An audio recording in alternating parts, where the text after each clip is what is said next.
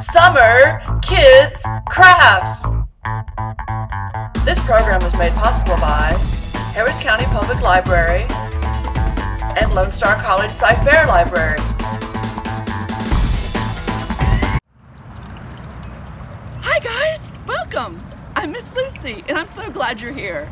In this episode, we're going to learn a little bit about ponds, listen to a story, and make a craft. This is a view of my front pond. One of my favorite plants in here is this water lily. All of these lily pads are from one water lily.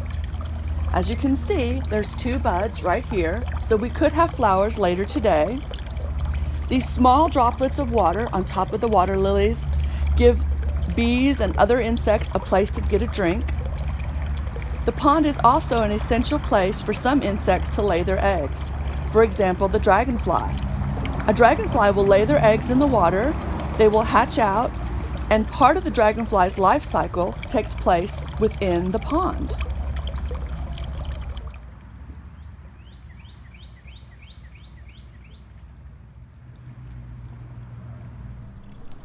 Here we are at my front pond a few hours later. As you can see, the water lily flower has opened. Water lilies are unique in that the sunlight must strike the blossom in order for it to open. Later this afternoon, as the sun begins to set, this blossom will close.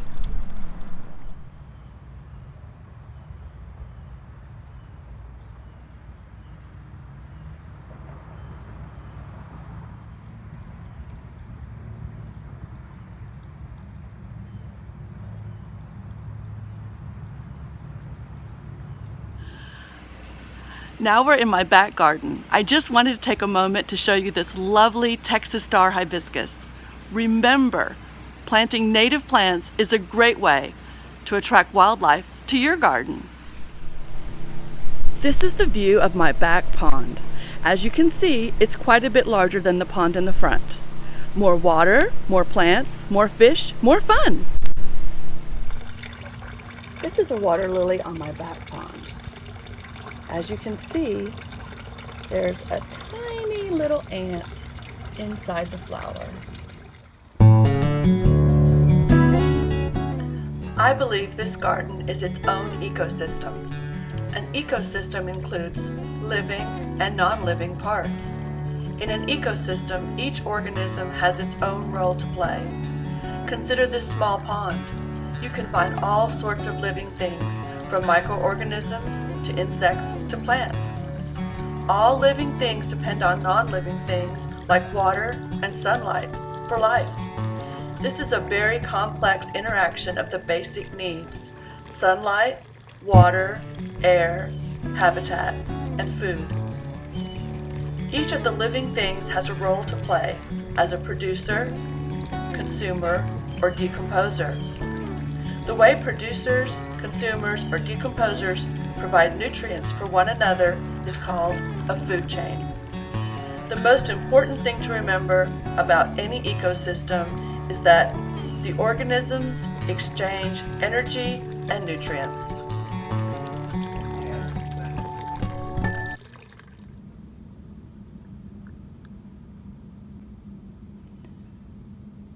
A long time ago, in a land far, far away, there lived a beautiful young princess, and her name was Penelope. Our story begins on Princess Penelope's birthday. She was dearly loved by her father, and for a present he gave her a golden ball. The next day, Princess Penelope decided to go out into the royal garden and play with her golden ball. Princess Penelope decided to play catch with her golden ball. She tossed it up and caught it. Up and caught it. Up and caught it. Then she decided to toss her ball as high as she possibly could. The ball went up, up, up, up, up, up, and into the well. Oh no! I've lost my golden ball! Whatever shall I do? So Princess Penelope stood beside the well and began to weep.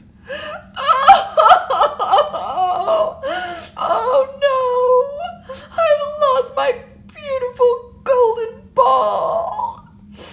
Whatever am I going to do? Then suddenly she heard a voice from within the well. What's wrong? Why are you crying? I accidentally threw my golden ball into the well and I don't know how to get it back. I can help you with that. I'm an excellent swimmer. Oh, you would? Oh, thank you. There's just one thing I ask from you in return. I'll do anything. You must take me back to the palace tonight and let me eat dinner off of your plate. Yes, yes, yes. Oh, yes. Just please get my golden ball back.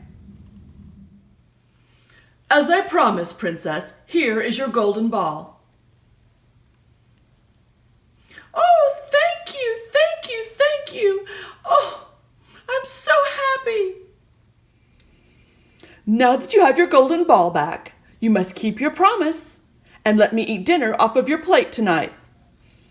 No, you're a slimy, yucky old frog. I will not. Goodbye. So Princess Penelope ran all the way back to the palace. That night, the king and Princess Penelope were just about to sit down to a lovely dinner when suddenly there was a knock at the door. I'll get it!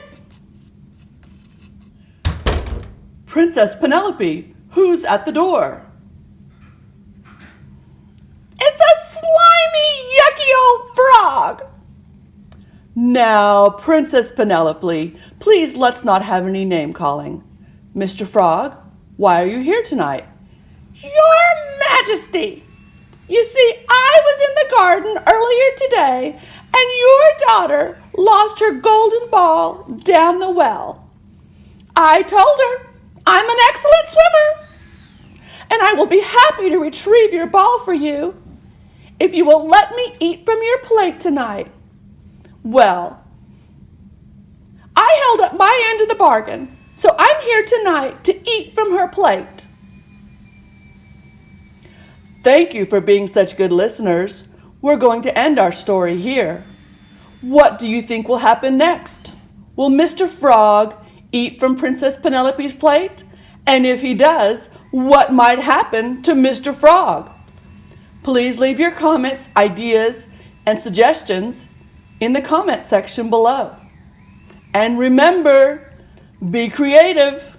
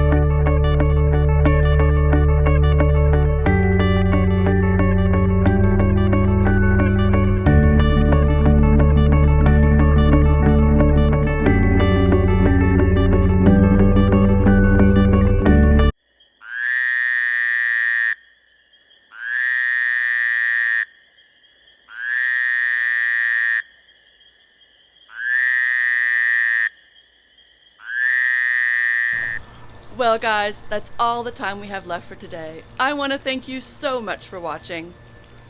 Before I go, I just wanted to show you this enormous elephant ear. Isn't it gorgeous? Please keep reading this summer. Follow the link below to learn more. I'll see you in the next one.